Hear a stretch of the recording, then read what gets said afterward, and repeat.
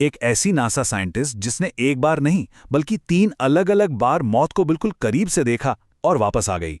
आज के इस विश्लेषण में हम लोग उस दरवाजे के उस पार झांकने वाले हैं जिसे क्रॉस करने से हम सभी डरते हैं। सो मौत के बाद आखिर होता क्या है? क्या सब कुछ वहीं खत्म हो जाता है, बस हमेशा के लिए एक ब्लैकआउट? या फिर क्या ये किसी मैसिव कॉस्मिक जर्नी की सिर्फ एक शुरुआत है? ये एक ऐसा रहस्य है जिसने सदियों से ह्यूमैनिटी को उलझा कर रखा है। सेक्शन 1, मौत का रहस्य एक वैज्ञानिक की नज़र से। Okay, let's dive into this. 50 साल की नासा साइंटिस्ट इंग्रिड होनकाला। अब देखिए, इनका पूरा करियर हार्ड साइंस, डेटा और फैक्ट्स पर बेस्ड रहा है। एक आम इंसान के लिए लाइफ में एक बार नियर डेथ एक्सपीरियंस फेस करना ही पूरी जिंदगी बदल देता है। लेकिन इंग्रिड के केस में सबसे माइंड ब्लोइंग बात यह है कि ऐसा उनके साथ 1 या 2 बार नहीं, पूरी 3 बार हुआ।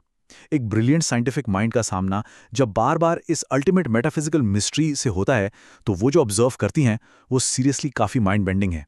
सेक्शन 2, 3 बार मौत का सामना। जरा सोचिए, एक ही इंसान के जीवन में मौत के इतने करीब आने के इंसिडेंट्स आखिर कितनी रेयर हो सकती हैं? पूरे आधी सदी के दौरान 3 बार डेथ के बिल्कुल एज पर खड़े होना कोई आम बात तो है नहीं।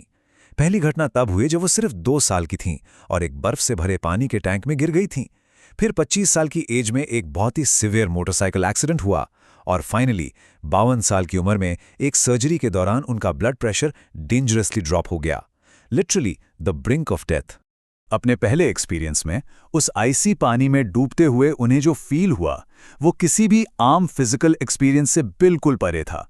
उन्हें एक वास्ट इंटेलिजेंस का एहसास हुआ जहां सिर्फ और सिर्फ अनकंडीशनल लव, क्लैरिटी और पीस थी। सबसे अस्टॉनिशिंग सेंसरी डिटेल तो ये है कि उन्होंने उस स्टेट में अपनी मां को देखा जो उस वक्त वहां से कई ब्लॉक्स दूर थी। इस प्रोफाउंड और मिस्टीरियस एक्सपीरियंस ने उनके अंदर से मौत का डर हमेशा हमेशा के लिए खत्म कर दिया। उनके अपने शब्दों में, उस पल मुझे बॉडी में एक बच्चे जैसा फील नहीं हुआ, बल्कि पूरे कॉन्शियसनेस, अवेयरनेस और लाइट का एहसास हुआ। वाओ, ये सच में बहुत प्रोफाउंड है। इस एक मोमेंट ने उनके एग्जिस्टेंस की पूरी डेफिनेशन ही बदल दी थी और उन्हें बिल्कुल निडर बना दिया। सेक्शन 3, प्योर कॉन्शियसनेस या illusion. And this brilliantly illustrates कि कैसे एक ही इंसिडेंट को 2 बिल्कुल अलग नजरियों से देखा जा सकता है। एक तरफ इंग्रिड का अपना स्पिरिचुअल और पर्सनल कंक्लूजन है और दूसरी तरफ स्केप्टिक्स और साइंटिफिक ऑब्जर्वर्स का लॉजिकल व्यू पॉइंट है, जो इससे पूरी तरह से बायोलॉजिकल और ब्रेन का रिएक्शन मानते हैं। देखिए, दोनों तरफ के आर्ग्यूमेंट्स को इम्पार्शियलिटी से समझना यहां बहुत जरूरी है। इंग्रिड का अल्टीमेट बिलीफ ये है कि हम लोग सिर्फ सर्वाइव करने के लिए स्ट्रगल कर रही आइसोलेटेड फिजिकल बॉडीज नहीं हैं। उनका मानना है कि हम सब कॉन्शियसनेस की अलग अलग एक्सप्रेशंस हैं जो इस फिजिकल फॉर्म के थ्रू लाइफ को बस एक्सपीरियंस कर रहे हैं। उनके अकॉर्डिंग डेथ कोई एंड है ही नहीं, बल्कि ये हमारी कॉन्शियसनेस के कंटिन्यूम में महज एक छोटा सा ट्रांजिशन है। Section 4, the public and scientific debate. लेकिन सवाल उठता है, क्या ये सच में आत्मा का सफर है या फिर सिर्फ दिमाग का खेल? साइंस और स्केप्टिक्स के पास यहाँ कुछ बहुत स्ट्रॉन्ग काउंटर आर्ग्यूमेंट्स हैं। कुछ का कहना है कि मौत के करीब ब्रेन नर्व्स को काम करने के लिए गामा वेव स्पाइक करता है। कुछ ये मानते हैं कि एड्रेनालिन एक टेम्परेरी पेन किलर की तरह एक्ट करता है। साइंटिफिक ऑब्जर्वर्स ये भी पॉइंट आउट करते हैं कि डेथ के ठीक पहले ब्रेन में कुछ स्पेसिफिक केमिकल्स रिलीज होते हैं जिससे ऐसे प्रोफाउंड विजुअल्स दिखते हैं।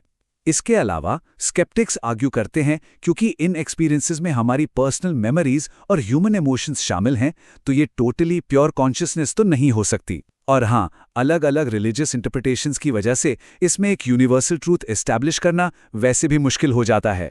सो the crucial point is, dying process और एक्चुअल ब्रेन डेथ के बीच एक बहुत बड़ा डिफरेंस होता है।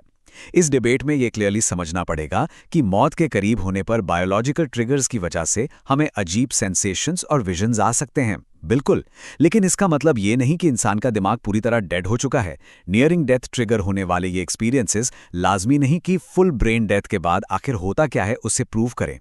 सेक्शन 5, एक आखिरी सवाल, अंत या शुरुआत। आज हमने स्ट्रिक्ट बायोलॉजिकल साइंस से लेकर एक डीप स्पिरिचुअल एक्सपीरियंस तक का सफर तय किया। तो अब सवाल ये है, क्या मौत वाकई में हमारे एग्जिस्टेंस का एब्सोल्यूट एंड है, बस ब्रेन केमिकल्स का एक आखिरी इल्यूजन, या फिर ये कॉन्शियसनेस की एक इनफाइनाइट जर्नी में एक नया ट्रांजिशन है? दर्शकों, इस डीप टॉपिक पर आप सभी के क्या विचार हैं? नीचे कमेंट्स में अपने पर्सपेक्टिव्स जरूर शेयर करें।